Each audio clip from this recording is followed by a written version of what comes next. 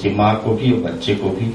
तो ये बहुत महत्वपूर्ण बात है कि महिला संगठन और मानवाधिकार संगठन के बीच अगर कोई अच्छा रिश्ता रहा, हम अखबारों में चाहे किसी भी तरह की खबर के आधार पर इस तरह के फैक्ट फाइंडिंग करके, और हम समझते हैं कि ह्यूमन राइट्स लॉ नेटवर्क या और संगठनों से जुड़े जितने भी एडवोकेट हैं, कानूनी रूप से वो बहुत बड़े एडवोकेट न भी हों तो कम से कम संवेदनशील हैं इन मुद्दों के प्रति और बुनियादी कानून को जानते हैं, और उनकी एक छवि है। उच्च न्यायालय में नम्रता तिवारी जी हम लोग के साथ काफी सक्रिय रूप से काम कर रही है भी। तो हाई कोर्ट्स में जो ह्यूमन राइट्स लॉ नेटवर्क के एडवोकेट हैं, जुडिशरी में जजेस में उनकी बहुत एक पॉजिटिव छवि है कि वो एक गंभीर सवाल उठाते हैं, गरीबों का सवाल उठाते हैं, वंचित समाज के लोगों का सवाल उठाते हैं, दलित का सवाल उठाते हैं, बाल अधिकार, आदिवासियों का, प्रकृति और पर्यावरण की रक्षा का सवाल उठाते हैं। वो कोई बहुत स्कैम और पॉलिटिकल सवालों पे पीएस नहीं करते हैं। तो उनको लगता है कि ये समाज में जिनको अधिकार नहीं मिला है या जो अपने अधिकार जिनके छीन लिए गए हैं, उनके साथ संविधान और कानून की ताकत लेकर खड़े हैं। तो जुडिशरी में हमको एक अच्छे रूप में देखा जाता है कि ये गरीबों का मसला जो नहीं हल हो पा रहा है उसको कानून के और कोर्ट के फोरम पे, और यही मैं आपसे बताना चाहता हूं कि कोर्ट का फोरम जो कॉन्स्टिट्यूशनल राइट्स है, जो लीगल राइट्स है, उसको इम्प्लीमेंट करने के लिए एक बहुत असरदार फोरम है। और उस असरदार फोरम से अगर कुछ हम हक हासिल करते हैं, आप ह्यूमन राइट्स लॉ नेटवर्क की बाहर जो किताबें हैं उस हर किताब में जजमेंट्स के जिक्र है जो लॉ नेटवर्क के पहल पे हुए अन्य संगठनों के सहयोग से हुआ है। तो उससे लगता है कि अगर एक अच्छी टीम काम कर रही है तो हम कानून के जरिए वंचित समाज के लोगों को बहुत सारे अधिकार दिला सकते हैं। हम ये नहीं कहते हैं कि वो समाज को हम बदल दे रहे हैं, लेकिन अगर किसी के अधिकार का वायलेशन हो रहा है तो उसमें वायलेटर्स को दंडित करने का और जो वायलेटेड हैं उनको समृद्ध करने का, उनको अधिकार दिलाने का काम हम सफलतापूर्वक करते हैं।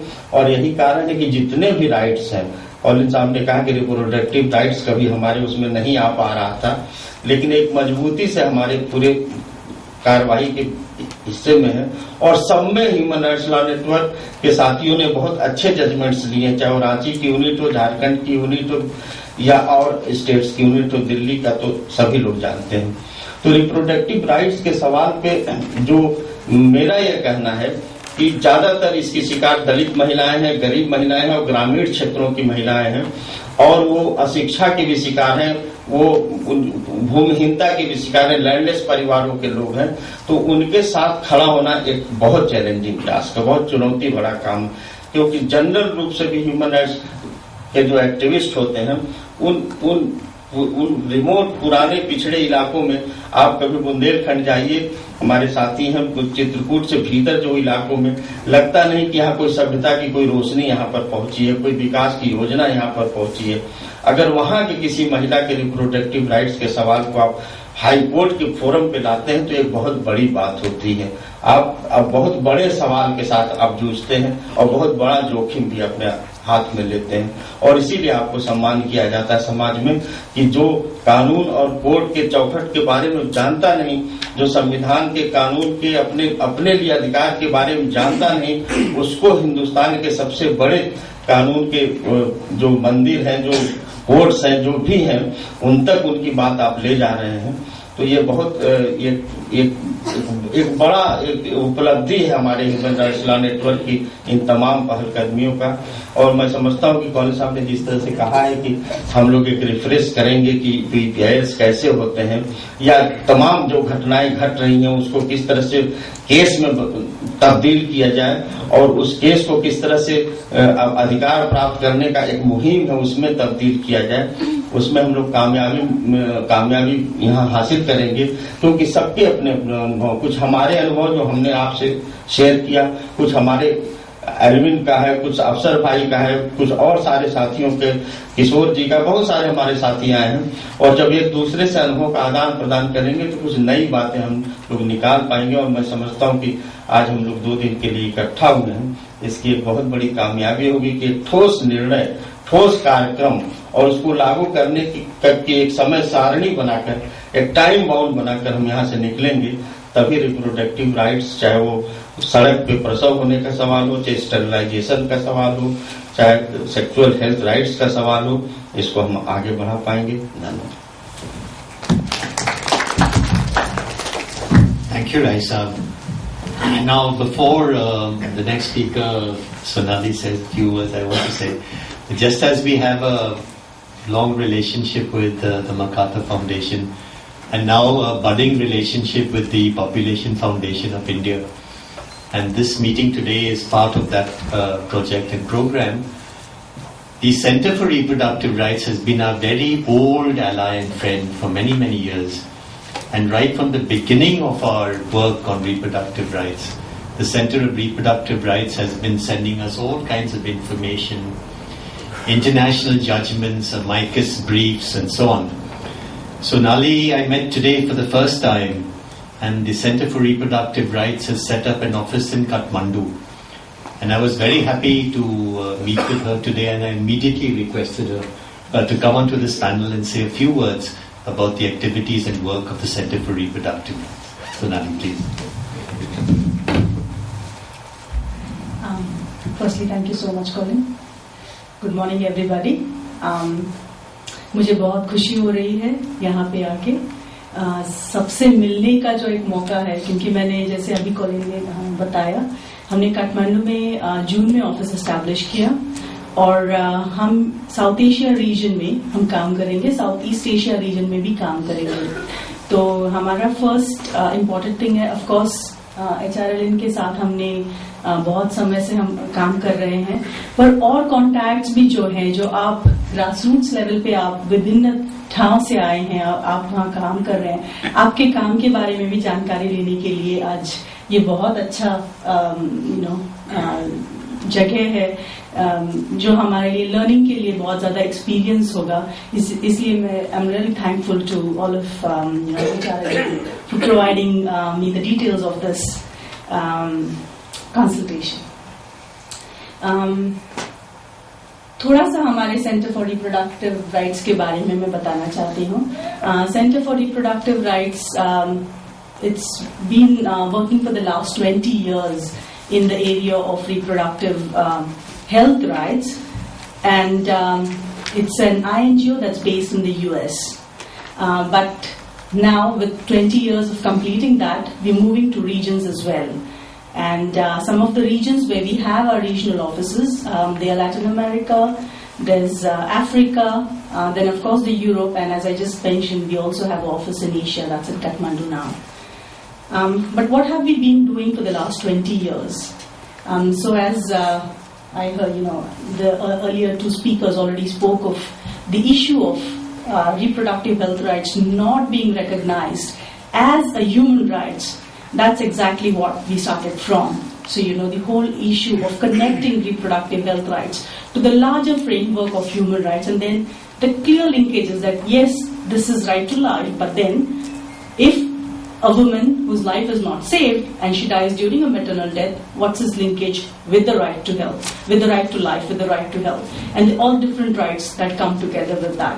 तो वो हमारा काम था, kind of giving that whole framework जो ICPD से आया, जो बेजिंग प्लेटफॉर्म से आया, जो वियना डिक्लेरेशन से आया, जो वुमेन्स राइट्स के इशू हैं, women's rights and the connection between women's rights issues and the larger human rights struggle as well. So the main work that Center for Reproductive Rights does is protecting and promoting women's rights in the area of reproductive health law.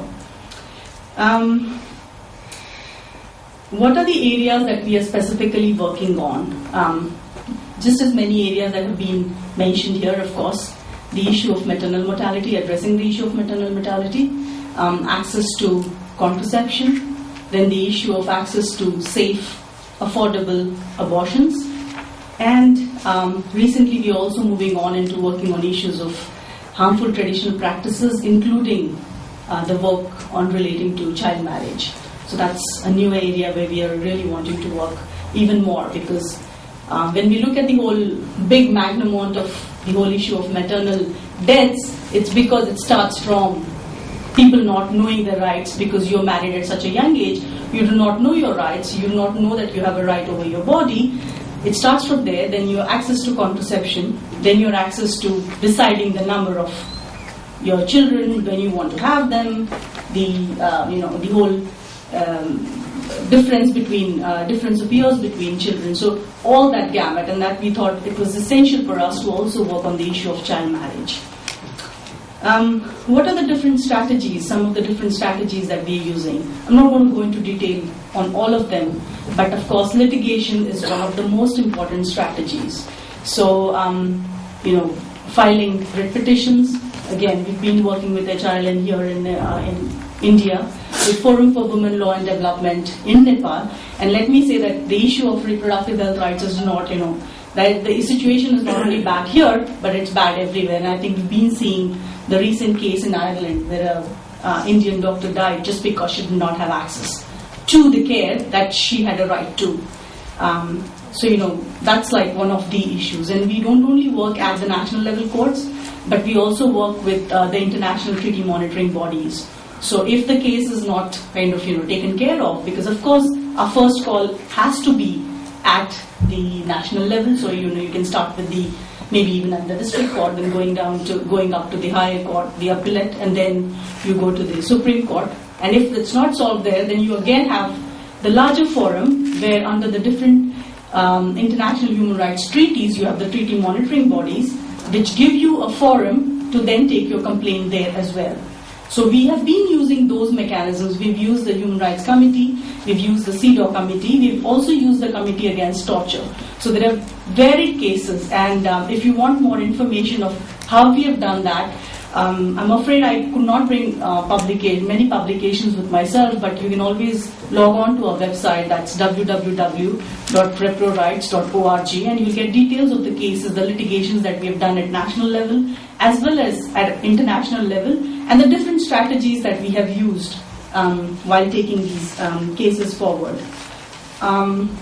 We've also been working on policy initiatives, of course, looking at laws and what are the areas in the issue of reproductive health rights. For instance, the recent work that we're doing in Nepal is on the having a separate abortion law, which has a rights-based approach to women's health as well. So that's an area, including on issues of policy as well. For instance, the contraceptive policy that's there. So what is it that is lacking in that policy because of which women do not have access to contraception? So looking at those issues as well is something that we are doing. We also are involved in training of lawyers and judges, and that's something that I was sharing with Colin this morning, and he shared that I should be talking about this as well. And I think this is a right fora, because just taking up the cases is a very important thing, but at the same time working with the lawyers and the judges for them to understand the framework is also a very, very important thing. For instance, in Nepal, we started working with judges for about, I think it's 10 years since we started working with them. And I must say that in the last 5 or 7 years, we've got real